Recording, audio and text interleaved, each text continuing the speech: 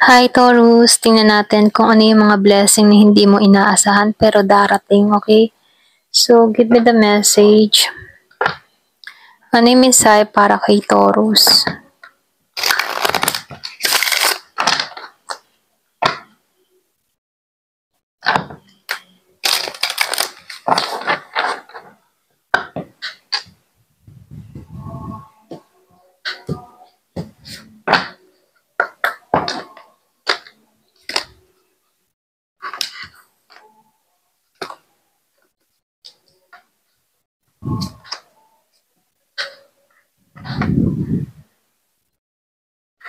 Meron akong nakikita ditong tao na susugal muli, okay? Pwedeng susugal muli sa ibang pamamaraan. May magbabaka sakali muli, magtatry, susubok muli, ganyan. Pwedeng sa trabaho, pwedeng travel, or pwedeng isang tao, okay? Nasusugal muli, ganyan. Pwede merong sumugal muli sa buhay mo.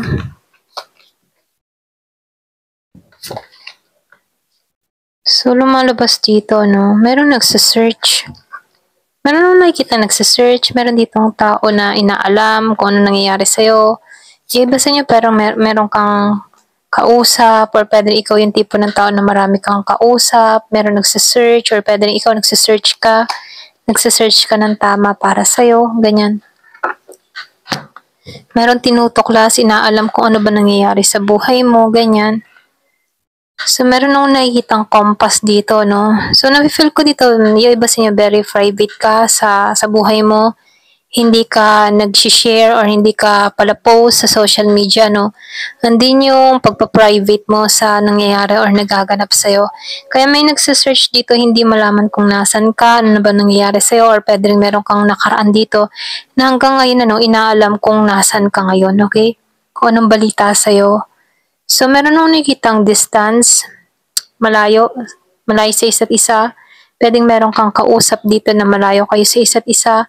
Meron akong nakikitang may i-confess, may i-reveal, or pwede rin pinagtutulakan tong tao na to na magsabi ng katotohanan, okay? Kasi meron akong nakikitang tapat na tao sa buhay mo. So, nafe-feel ko dito, pwedeng yung iba sa inyo, meron kang kausap dito na nagsisinungaling. Pero meron dito nagtutulak na magtapat sa'yo, okay? Ito lang nakikita ko, no? Kung iba sa inyo, meron kang nakakausap, kadiling, ganyan. Pwede meron itong mga kasinungalingan, konting pagsisinungaling, no? Pero nakikitaan ko dito, may nagtutulak dito na magsabi ng katotohanan sa'yo. So, ito lang nafe-feel ko. So, iba sa inyo, meron akong nakikita ditong tao na tapat, nagmamahal, doon sa iba sa inyo.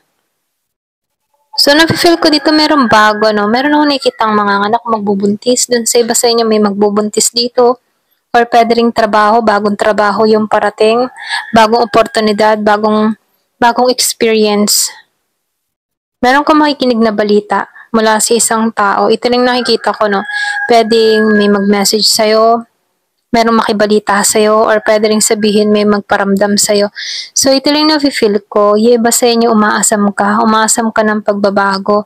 Simulat bata ikaw ay humihiling ka ng, yung ba tipo makamit mo yung pangarap mo, yung mga goal mo, umaasam-asam ka ng kabataan mo dito.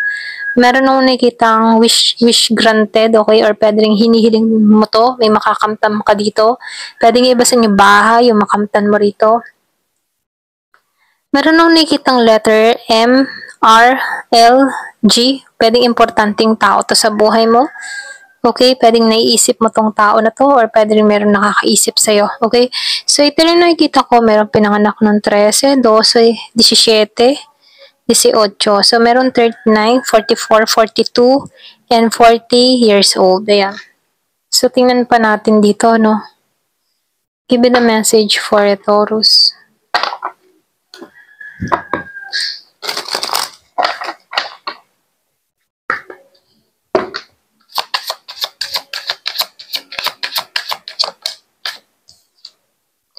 Merong mysticism. So, meron akong nakikitang hiwaga dun sa iba. May pinagdadaanan ka. So, hindi maiwasan, ano, may mga taong insecure sa'yo. Pwedeng sa mga nakakamit or nararating mo sa buhay. Meron tao dito na gusto kang pasakitan, gustong saktan ka rito. Pwedeng may yung iba sa'yo nakakaranas ka ng pakiramdam mo, kinukulam ka, or sinapsychic, or yung palipad hangin, mga ganyan, ano. Yung iba sa inyo meron kang mga nararamdaman sa iyong katawan, lalo-lalo na sa parteng puso mo, okay? Parang may nasundot, ganyan.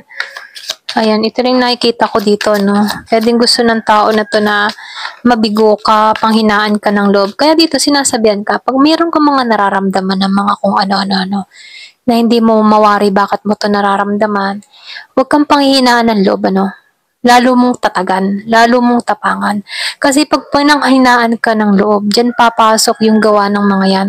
Okay, so may be aware, okay, kung halimbawa, ramdam mo sa sarili mo na ginagawan ka ng hindi maganda, di maging aware ka at masanay ka sa ganun, pero gagawa ka ng aksyon, proteksyon. Huwag mong hayaan na panghinaan ka ng loob, okay?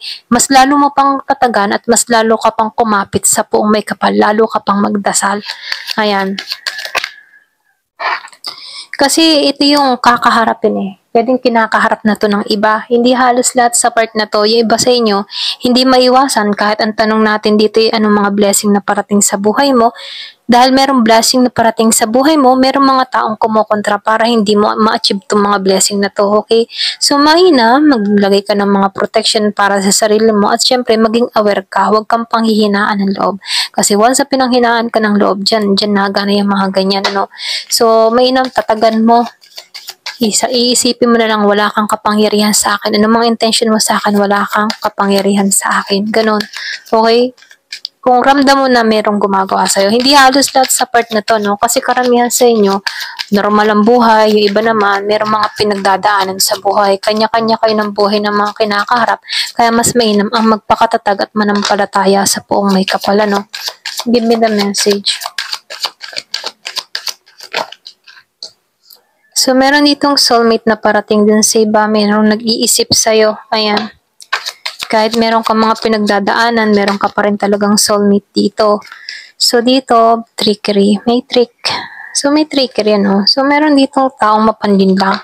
So, be aware ka din sa mga nakakausap mo. Kumbaga, babala din to na binibigyan ka ng talino na hindi halos lahat ng mga taong nakakaharap mo ay magagandang intensyon, ano? Kahit maganda pa ang pinakikita ng mga to.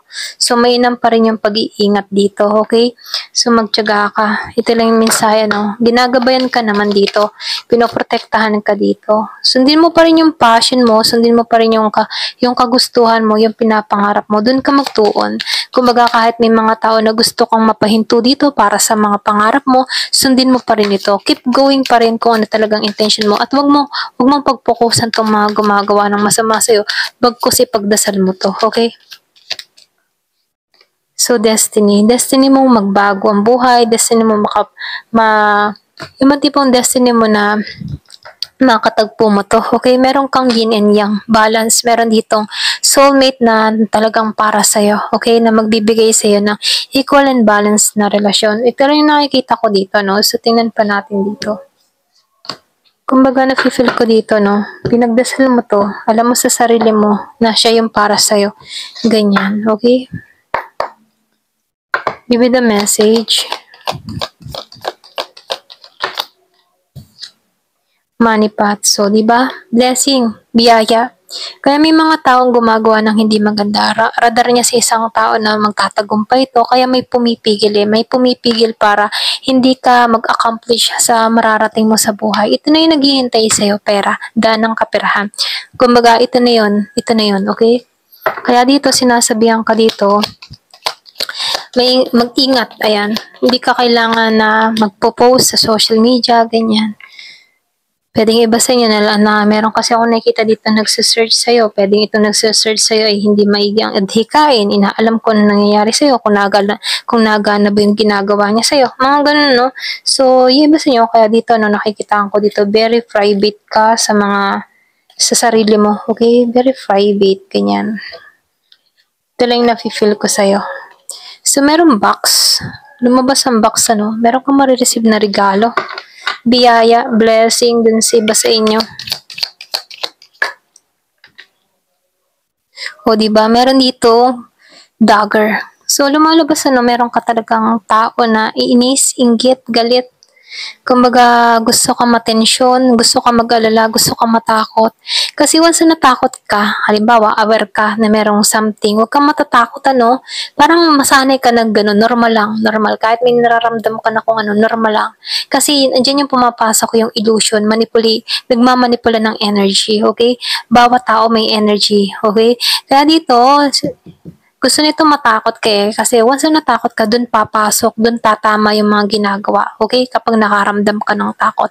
Pero pag halimbawa, aware ka, kalmado ka, alam mong hindi to mangyayari sa'yo, in Jesus name, mawawala yan, okay? Basta andun yung faith mo, pananampalataya mo, patagan mo yung faith mo, and then syempre magawa ka din ng mga protection. Mainam din yung nagagawa ng protection, hindi masama yun,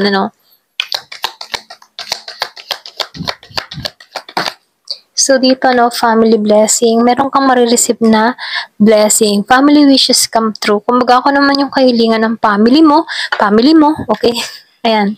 Nakikita ko dito na ano man ang kahilingan ng family mo, magkakatotoo, ayan. Casket, someone going to out of your life. Meron ditong tatanggalin sa buhay mo. Pwedeng itong mga taong balakid sa'yo, okay? Kaya mainam yung magdasal palagi. Tatanggalin to, okay? Magtatapos na yung sitwasyon na to, ganyan. So, dito, dog barker, advice from friends. So, sundin mo yung advice ng kaibigan mo.